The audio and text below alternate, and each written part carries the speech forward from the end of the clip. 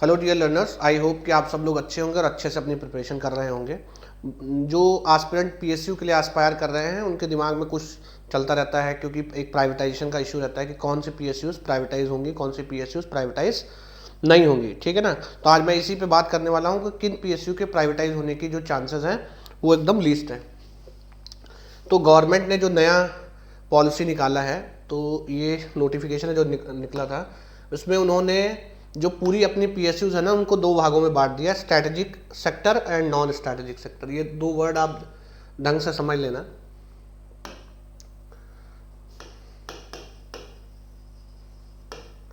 Strategic sector की जो PSUs हैं एंड नॉन स्ट्रैटेजिक सेक्टर की पीएसयू।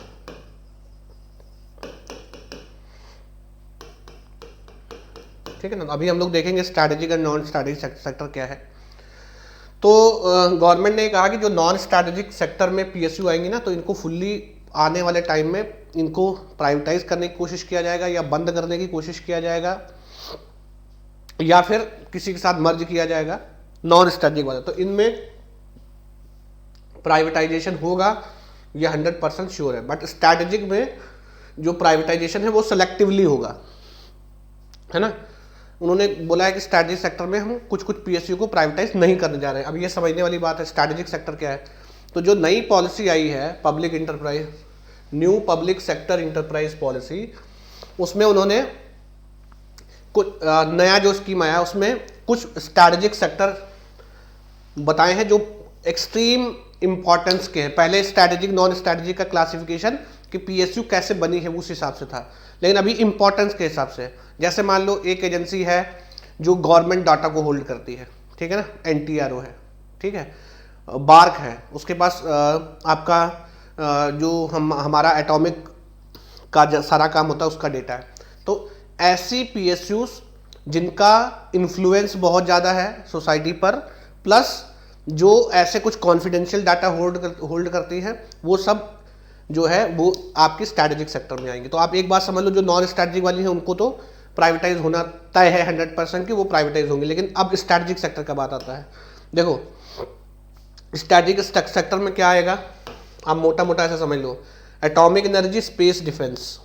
ठीक है ना, atomic energy, space and defence. ठीक, एटॉमिक एनर्जी की और स्पेस में और डिफेंस में, ठीक है ना, जितने पीएसयू होंगे उनकी प्राइवेटाइज होने की चांसेस ना के बराबर है। अब एटॉमिक एनर्जी में एक सबसे मेजर यूनिट क्या आता है, बार्क। तो बार्क प्राइवेटाइज नहीं होगा। स्पेस का मेन क्या है, इसरो, ठीक है ना। स्पेस में एक पीएसयू अंतरिक्ष करके भी है, ठीक है ना। डिफेंस में क्या है, डीआरडीओ। तो इन सब सेक्टर की जो पीएसयूज हैं या ये जो यूनिट्स हैं, इनको प्राइवेटाइज नहीं किया जाएगा, ठीक है ना। दूसरा क्या था, transport and telecom, power, petroleum, coal and other minerals, banking, insurance and financial service. अब जो सिलेक्टिवली कहाँ पे प्राइवेटाइजेशन किया जाएगा, जैसे petroleum, coal and other minerals, तो इसमें एक कंपनी रखा जाएगा, बाकी सबको या तो मर्ज कर दिया जाएगा तो प्राइवेटाइज कर दिया जाएगा, ठीक है ना। यहाँ क्लोज तो स्ट्रैटेजिक वालों को नहीं किया जाएगा, ठीक है ना। जैसे पेट्रोलियम वाले में बीपीसीएल को प्राइवेटाइज किया गया है, ठीक है ना, उसका शेयर बेचा गया। ऐसे ही इंश्योरेंस में एलआईसी के लिए भी चल रहा है, ठीक है ना। तो आपको ध्यान रखना है जब भी आप ऐसी बात करो, कोई आप जॉब कर रहे हो, पीएसयू की जॉब के लिए जा रहे हो, तो आपको ये चीज़ ध्यान रखना है कि वो पर्टिकुलर जो पीएसयू है वो स्ट्रैटेजिक सेक्टर में आता है, नहीं आता है, और स्ट्रैटेजिक सेक्टर में भी आता है तो उस सेक्टर की कोर पीएसयू है या नहीं है। क्योंकि इन्होंने अभी 16 सेक्टर्स को, स्ट्रैटेजिक सेक्टर में 16 सेक्टर्स टोटल लाए, ठीक है ना। और उन्होंने कहा है कि एक स्ट्रैटेजिक सेक्टर में एक से लेकर मैक्सिमम 4 पीएसयू तक रह सकती हैं। तो जो आपका 250-300 पीएसयू है वो कट डाउन होके 16, मतलब अगर हर सेक्टर में एक रखते हैं तो 16 पीएसयू, और अगर मैक्सिमम एक में कितना हो सकता है, 4, तो 16 चौको 64। तो मैक्सिमम जो आपका पीएसयूज है उनकी संख्या 16 से 64 के बीच में वेरी करेगा, ठीक है ना, जो गवर्नमेंट जो प्राइवेटाइज नहीं होंगी, ठीक है ना। अब देखो, अपार्ट फ्रॉम जो ये इंपॉर्टेंस के हिसाब से कुछ ऐसी पीएसयूज थी जो पार्लियामेंट के लॉ के आधार पर बनाई गई थी, जैसे फूड कॉर्पोरेशन ऑफ इंडिया, ठीक है ना, जिनके पास देखो क्रिटिकल डाटा मेंटेन करते हैं, सिक्योरिटी से रिलेटेड प्रिंटिंग, है ना, इनको भी प्राइवेटाइज नहीं किया जाएगा, ठीक है ना। तो FCI के भी प्राइवेटाइज होने का जो चांस है वो ना के बराबर है, ठीक है। तो अब ऐसे ऐसे करके आप देखो, तो मेजॉरिटी ऑफ जो आपका PSUs है वो जो आप जानते हो कि कौन कौन सा प्राइवेटाइज नहीं होगा, तो देखो डिफेंस में सबसे मेन DRDO है। इससे जो रिलेटेड डिपार्टमेंट्स हैं, डिफेंस से रिलेटेड डिपार्टमेंट, वो प्राइवेटाइज नहीं होंगे। तो अगर इसमें आपका जॉब लगता है, वेल एंड गुड, आप थोड़ा कम पैकेज है तब भी जा सकते हो, क्योंकि ये हमेशा सरकारी रहने वाला है, ठीक है। इसरो, ठीक है, इसरो का भी प्राइवेटाइजेशन नहीं होगा। इसरो स्पेस में प्राइवेट प्लेयर्स को इंट्रोड्यूस किया जाएगा और बहुत सारी जो सब्सिडरीज है उनको बंद किया जाएगा, लेकिन जो कोर इसरो है उसका प्राइवेटाइजेशन नहीं होगा, मेन जो इसरो है, ठीक है ना। बार्क है, तो बार्क से रिलेटेड जितना यूनिट्स है, ठीक है, बार्क से रिलेटेड जितना आपका यूनिट है, जैसे बार्क है, जैसे IG कार कलपक्कम है, जैसे NFC हैदराबाद है, ठीक है ना, जैसे VECC कोलकाता है, variable energy cyclotron centre Kolkata है, RR कैट इंदौर है, ठीक है, ये सब प्राइवेटाइज नहीं होंगे, ठीक है ना। NTRO है, ठीक है, ये भी डिफेंस में जो ये बेसिकली डाटा इंटरप्ट वगैरह करते हैं, जो बेसिकली डिफेंस से रिलेटेड है ये भी। और ज़्यादा अगर मोर प्रिसाइजली बात करो तो it is related to somewhat जो कॉन्फिडेंशियल वर्क है, उनसे इंफॉर्मेशन वगैरह इंटरसेप्ट करना, ठीक है ना, उन सब। तो ये भी प्राइवेटाइज नहीं होने वाला है।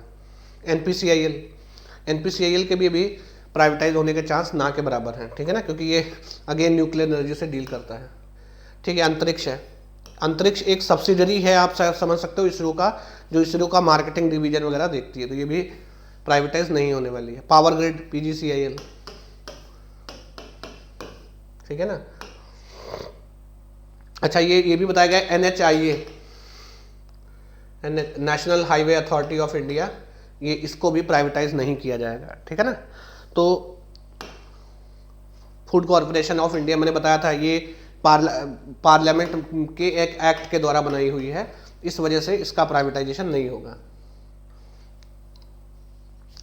SECI, बहुत लोगों ने नाम नहीं सुना होगा, solar energy corporation of India, solar energy corporation of India, इसको भी प्राइवेटाइज नहीं किया जाएगा, ठीक है। फिर वही IG car Kalpakkam, Indira Gandhi centre for atomic research Kalpakkam, ठीक है। VECC variable energy cyclotron centre Kolkata, RR cat Raja Ramanna centre for advance technology Indore, institute of plasma research, ठीक है ना। तो ऐसे करके बहुत सारे, मोटा मोटा आप समझो, डिफेंस, स्पेस और एटॉमिक एनर्जी से रिलेटेड जितना PSUs हैं वो अभी इतनी जल्दी प्राइवेटाइज होने वाला नहीं है, ठीक है ना। और जो बाकी आपका नॉर्मल PSU है, छोटा मोटा है, ठीक है, वो है। तो अप्रॉक्सीमेटली आपका अभी आने वाले 5, 7, 10 साल तक आप मान सकते हो कि कोर आपका 50 PSU के आसपास तक जो है वो रहेगा, ठीक है ना। सो आई होप कि वीडियो आपके लिए काफ़ी इन्फॉर्मेटिव रहा होगा।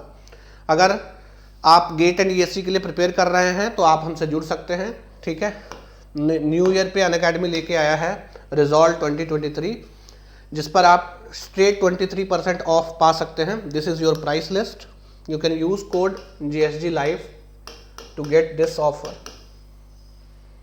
ठीक है। And for more detail you can contact at this number. ESC toppers from Unacademy platform, ठीक है ना। उड़ान बैच आ रहा है जो 24 के लिए एस्पिरेंट प्रिपेयर कर रहे हैं। बुनियाद बैच चल रहा है फॉर 2025 एस्पिरेंट्स। मिशन बैच चल रहा है if you are preparing for IRMS, right. तो IRMS में गेट और UPSC का आपको कॉम्बो सब्सक्रिप्शन दिया जाएगा। तो गेट वाले सब्सक्रिप्शन से you can prepare for your technical subjects, and UPSC GS के जो बैच से यू कैन प्रिपेयर फॉर आपका जो CSE प्रीलिम्स है, उसके लिए आप प्रिपेयर कर सकते हैं, राइट। जो ऑल इंडिया मॉक है, next all India mock is on 8 Jain, तो आप इसमें इसको जरूर अटेम्प्ट करें। इसके थ्रू आप अपनी लाइव रैंकिंग, ठीक है ना, और परफॉर्मेंस रिपोर्ट चेक कर सकते हैं। You will get video solution and test are curated by top educator of Unacademy. तो आप इसका बेनिफिट ले सकते हैं बिफोर गेट 2023।